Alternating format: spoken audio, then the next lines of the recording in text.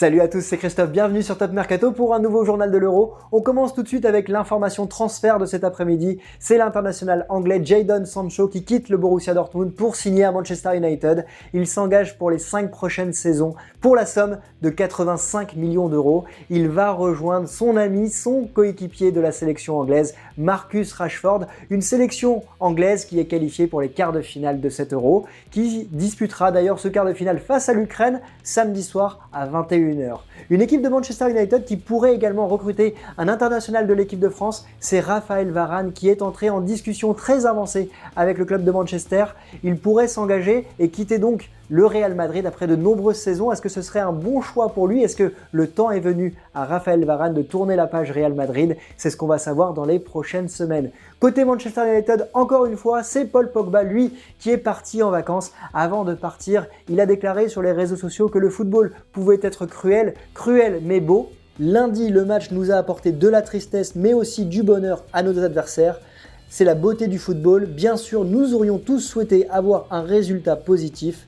Il a poursuivi, merci beaucoup à tous nos fans à travers le monde. C'était beau de vous voir, de vous entendre et de célébrer avec vous. Nous garderons la tête haute et nous reviendrons plus fort. Je tiens enfin à féliciter la Suisse. Un Paul Pogba qui est donc en vacances en famille et qui va pouvoir réfléchir à sa prochaine destination la saison prochaine. Restera-t-il à United ou alors partira-t-il au Paris Saint-Germain avec qui il serait en discussion avancée avec son agent Mino Raiola qui vient de signer Donnarumma au Paris Saint-Germain, ou alors au Real, ou alors à la Juve? C'est ce qu'on saura dans les toutes prochaines semaines. Alors, dans les autres informations, évidemment, ce sont les quarts de finale de cet Euro qui vont débuter demain soir à 18h avec le match Suisse-Espagne. On aurait préféré évidemment l'équipe de France. Cette équipe suisse qui a joué sur les faiblesses de l'équipe de France et qui s'est qualifiée donc pour ces quarts de finale. Depuis le début de la compétition, la Suisse a remporté qu'un seul match, c'était face à la Turquie. Elle a marqué 7 buts, elle en a encaissé 8. C'est pour vous dire qu'on devrait avoir un match ouvert face à cette équipe d'Espagne qui, elle, a marqué 10 buts dans les 2 derniers matchs et qui est mise en confiance depuis le retour de Sergio Busquets. Elle a vu aussi la rentrée en jeu de Sarabia qui a un nouveau rôle dans ce collectif de Luis Enrique et puis aussi la montée en puissance de Pedri, sans oublier la confiance retrouvée de Morata qui a marqué un but décisif, celui du 4-3 lors du match face à la Croatie. Alors est-ce que cette équipe d'Espagne va se qualifier pour les demi-finales de cet Euro? Une équipe d'Espagne qui n'a pas atteint le dernier carré depuis 2012, date à laquelle elle avait remporté la compétition.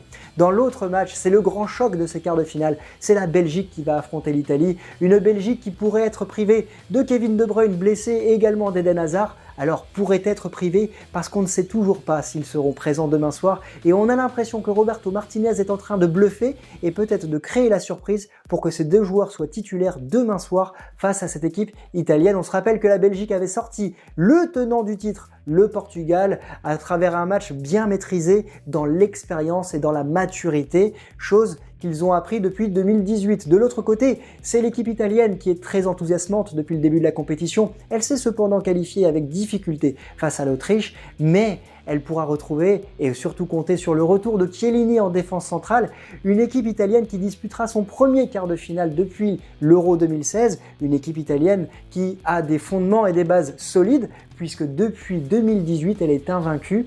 Alors est-ce que l'équipe de Roberto Mancini va créer la surprise et se qualifier pour les demi-finales face à l'équipe qui est en tête du classement FIFA?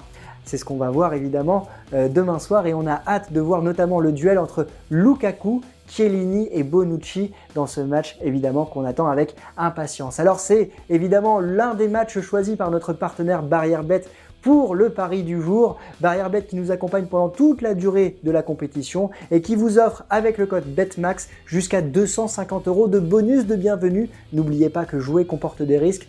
Tout est rappelé évidemment en bas de cette vidéo et dans la description pour le lien vers le site. Et évidemment, si la Belgique venait à se qualifier, la cote est aujourd'hui de 2,18. Du côté de l'Italie, elle est à 1,63.